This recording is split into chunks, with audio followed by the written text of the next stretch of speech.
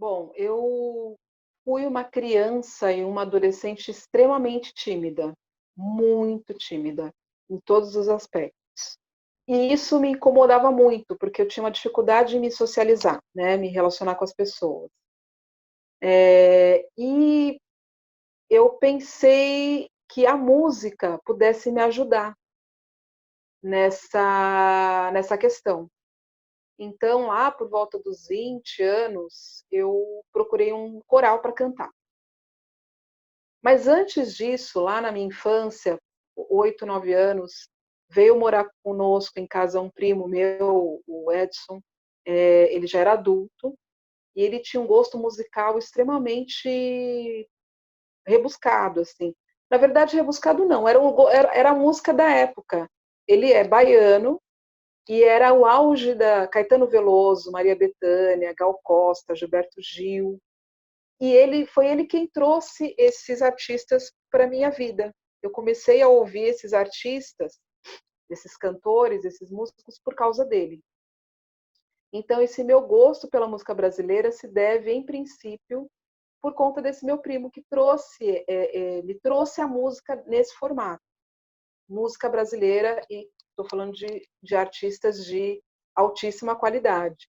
Então era o que a gente tinha aquelas vitrolas, aquelas, pensa naquela, era um móvel, né, como se fosse um rack, que era vitrola gigante que você colocava um vinil, e era isso que eu ouvia. Nessa época, meu pai foi jornaleiro durante muitos anos. Eu fui criada dentro de uma banca de jornal, numa esquina muito conhecida, que é a São Luís com a Ipiranga. Ele tinha uma banca de jornal exatamente naquela esquina.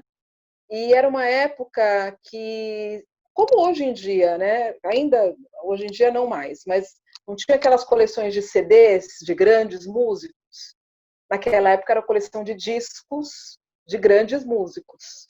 E eu até hoje tenho uma coleção de Ari Barroso, Lupicínio Rodrigues, Chico Buarque, Tom Jobim. Eu tenho esses vinis até hoje. Então eram esses caras que eu ouvia. E juntando com esse conhecimento que esse meu primo querido me trouxe, do Caetano, da Gal, da Maria Bethânia, e dessa música, enfim, desse pessoal todo. E aí, sempre fui muito tímida, eu falei, bom, eu preciso dar um jeito de me socializar de alguma forma, eu preciso, né, quebrar essa parede. Então, eu encontrei um coral. Não lembro bem como esse coral entrou na minha vida, como eu achei, mas era um coral muito bonito, de música afro-brasileira. Era muito diferente o trabalho, né? A gente cantava, além de negro spiritual, cantava muitas músicas em Yorubá, em dialetos africanos. A roupa eram tecidos que a gente amarrava. Era uma coisa espetacular. O maestro era o Estevão Maia Maia, um grande maestro, com uma voz super potente. E foi nesse coral que eu ingressei. E com esse coral a gente fez coisas incríveis, assim.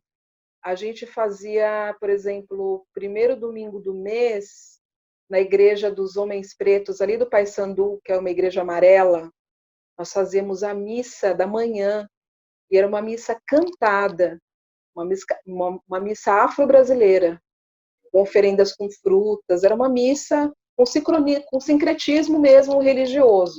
Era lindíssimo, tinha atabaque, era muito linda a missa. Também tive a oportunidade com esse coral, por 2 vezes nós cantamos dentro da catedral da igreja da Nossa Senhora Aparecida, lá em Aparecida do Norte.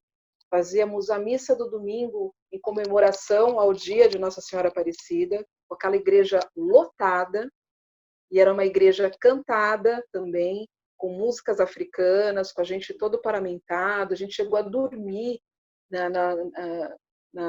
dentro da igreja, ali na hospedagem que eles tinham ali próximo, junto com os padres, assim, experiências incríveis. E aí essa história da música começou daí, com esse coral.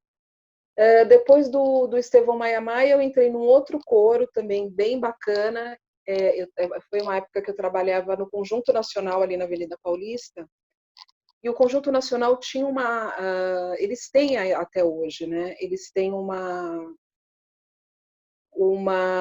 eles tinham na época um maestro contratado pelo Conjunto Nacional, e o coral era formado pelos trabalhadores dos escritórios daquele lugar. Então, quem quisesse entrar no coro,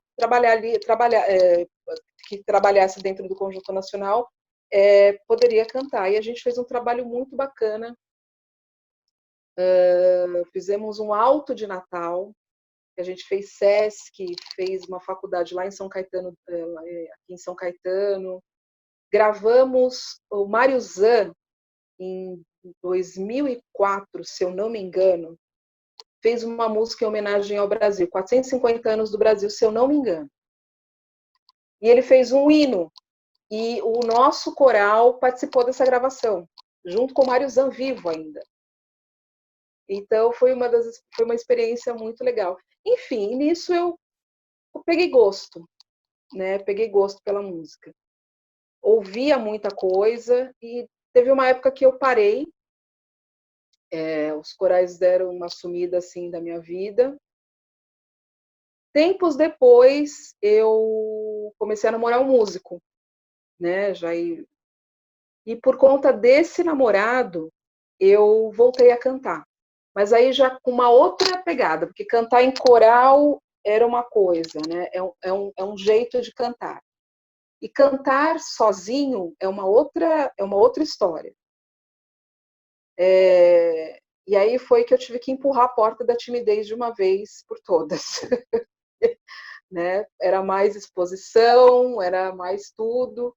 E também foi uma época bem legal. Ele tinha uma banda de forró, e depois montamos uma banda paralela chamada Café Concerto e Lanternagem, que era uma mistura de tudo.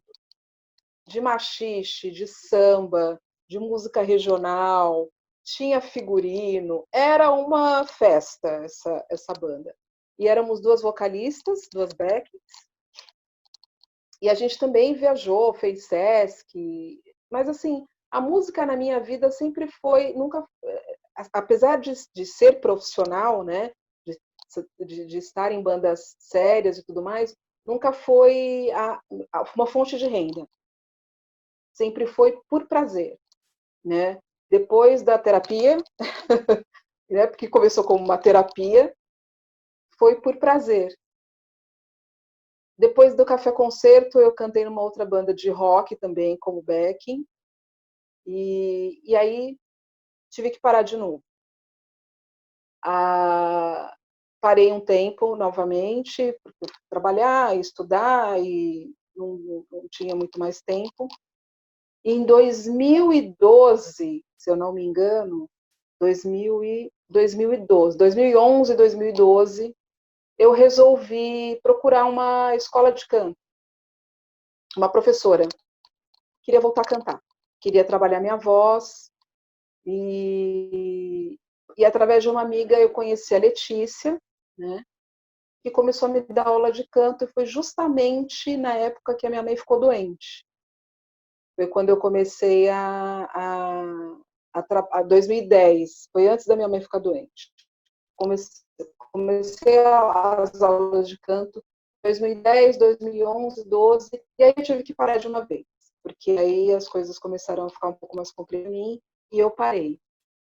Desse intervalo, 2012, eu voltei de verdade a cantar novamente em 2017. Minha mãe já tinha falecido e eu resolvi que eu ia voltar a cantar.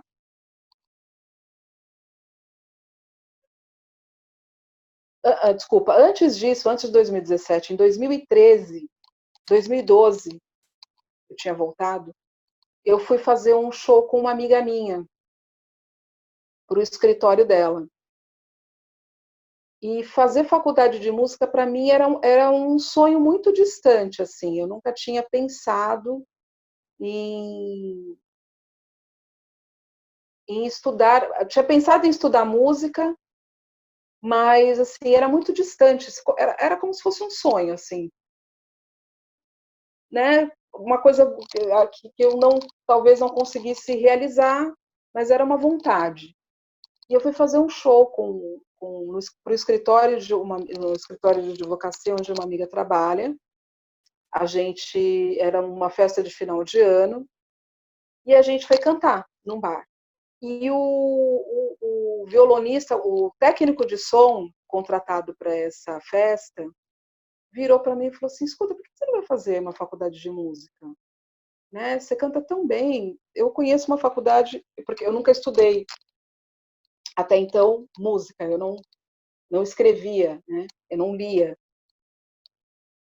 Eu conheço uma faculdade que você consegue entrar com esse conhecimento que você tem. E eu acho que vai ser super bacana para você aprimorar. E aquilo entrou na minha cabeça de um jeito, nunca tinha entrado do jeito que entrou. Tocou assim no meu coração e eu coloquei na minha cabeça. Saí naquela noite da festa, assim, com um objetivo. E aí eu fui atrás, comecei a pesquisar as escolas, as faculdades de música e até que eu encontrei. Me inscrevi, passei e cursei 3 anos de licenciatura em música. E conheci muita gente na escola, né? Muita gente na faculdade. Nesse ínterim, a minha vida estava muito louca, porque eu trabalhava numa empresa, eu fazia faculdade à noite, eu trabalhava na feira e cuidava da minha mãe, que estava muito doente. Eu nem sei como é que eu consegui fazer tudo isso, porque realmente era uma situação muito complicada, bem difícil. Foi crônica renal e muitas internações, era muita coisa. E eu fazia, levei a faculdade com toda a maluquice que foi a vida, né, nesse período. Terminei a faculdade em 2016, o ano que ela faleceu. E em 2016, resolvi que eu tinha que cantar mais, né? Então era faculdade, mas eu não conseguia muito focar em trabalhar com isso, porque eu tinha 2 trabalhos, né? A empresa, a feira, e ainda tinha que lidar com as coisas da minha mãe. Então eu não tinha muito tempo para pensar nisso. E aí em 2017 eu falei, bom, eu vou fazer um show. Esse show aconteceu, foi em fevereiro de 2017, no Conselho Regional de Contabilidade. Eles têm uma programação muito interessante, toda segunda quinta-feira do mês, eles eles têm um auditório muito bacana, então eles abrem esse auditório para os associados e para a comunidade em torno, e tem uma programação musical, né? E foi nessa que eu entrei. Fiz um show com meu amigo, com o Adriano, e junto com esse show eu comecei a voltar a fazer voz de canto, porque eu queria aprimorar minha voz. Mas aí tinha um detalhe importante, que é difícil de explicar. Eu, eu gostava de cantar, mas ao mesmo tempo eu me sentia muito envergonhada no palco. Era sofrido cantar. É uma sensação que é difícil de explicar por que que era assim. Eu gostava o ensaio era bacana, eu gostava do meu repertório, mas estar no palco para mim era muito sofrido. Eu falo muito da Tereza Cristina, acho que eu já falei para ela sobre ela para você, porque a Tereza Cristina no início da carreira dela, ela também passou por uma situação parecida. Ela gostava de cantar, mas sofria demais por conta da timidez. E esse era o meu desafio. Vencer essa timidez e ter prazer em cantar. Né? E nisso eu entrei para uma escola de canto, especificamente canto, para aprimorar a minha voz e aprimorar a minha performance de palco. Né? Nisso surgiu, lá na feira mesmo, um espaço que chama-se Cardápio Musical, que acontece antes do chorinho, né, que a gente recebe artistas variados de várias vertentes musicais. Eu falei, eu colaboro com esse espaço, né, junto com o Carlos Manuel, a gente faz a curadoria e tudo mais. Eu falei, peraí, que vai ser bem aqui que eu vou curar essa, eu vou dar um jeito nessa história. E eu comecei a me apresentar nesse espaço, lá na feira, onde eu trabalho, onde eu faço tudo.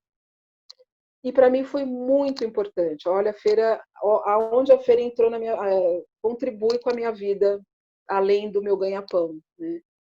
Foi naquele espaço que eu consegui vencer a timidez de uma vez, assim, de ter prazer, de me sentir cantora, de fato.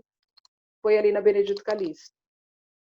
E é isso. E aí, como eu disse, eu não, ainda não eu não tenho retorno financeiro com a música, que é uma coisa que eu penso em trabalhar.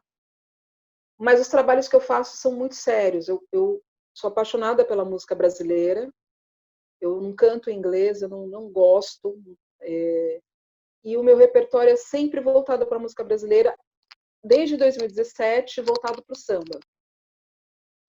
Então, todos os sambistas conhecidos, as cantoras, é onde eu vou beber, onde eu vou buscar, onde eu vou estudar para fazer o meu repertório. E as pessoas gostam, ainda bem. E a ideia é me aprimorar, né? A gente nunca para de estudar, né? A gente nunca nunca para de estudar e a voz, como o nosso corpo, enfim, né? Você sempre tem que estar treinando, exercitando para não perder. A gente agora está nessa história da pandemia e as lives têm servido para eu me exercitar, né? De uma forma ou de outra eu consigo cantar, né? Então, enfim, continuo estudando eu aqui mesmo. Eu tenho um projeto, tenho 2 projetos, na verdade, que ficaram adiados. Eu sou vocalista de uma banda de rock, apesar de amar o samba, mas me convidaram para fazer parte de uma banda de rock muito interessante, que chama Confusion, que é rock brasileiro, autoral, e que tem uma perspectiva de se tornar um teatro musical. Então, é um show que tem uma linha condutora. Todas as músicas estão contando uma mesma história. É interessantíssimo o repertório. E a gente estava ensaiando ano passado, é uma galera muito bacana, alto astral, só que, enfim, tivemos que suspender. E eu tenho um outro projeto também com uma amiga minha, com a Vanessa, que a gente vai fazer músicas do Noel Rosa e do Wilson Batista. É uma história muito legal, porque o Noel Rosa e o Wilson Batista eles fizeram uma guerra de sambas lá nos idos de 1930 e bolinhas. Um respondia o samba do outro, tinha a réplica e a tréplica, virou uma briga, mas respondida com samba. E eu sempre tive o sonho de cantar esses sambas e de contar essa história da briga, que não foi uma briga fight, mas foi uma briga musical, que quem ganhou fomos todos nós, que temos as sambas incríveis dessas 2 pessoas, né? E eu estou lendo, vou começar a ler o livro do Noel Rosa agora, para construir essa história. O ano passado, eu fiz também um show no Conselho Regional de Contabilidade com essa mesma amiga, e a gente fez uma linha do tempo de sambas. A gente cantou sambas de 1930 até 2004. Sambas de todos os tempos. E a gente fez figurino, montamos uma... Enfim, o trabalho foi bem legal. E essa parceria vai continuar com o projeto do Noel Rosa versus Wilson Batista. Eu serei o Wilson Batista, ele era o negro, e ela, Noel Rosa. Então a gente vai brincar com essa história, com essas músicas. Né? Tira o Álvaro, a Dona Irã Barbosa.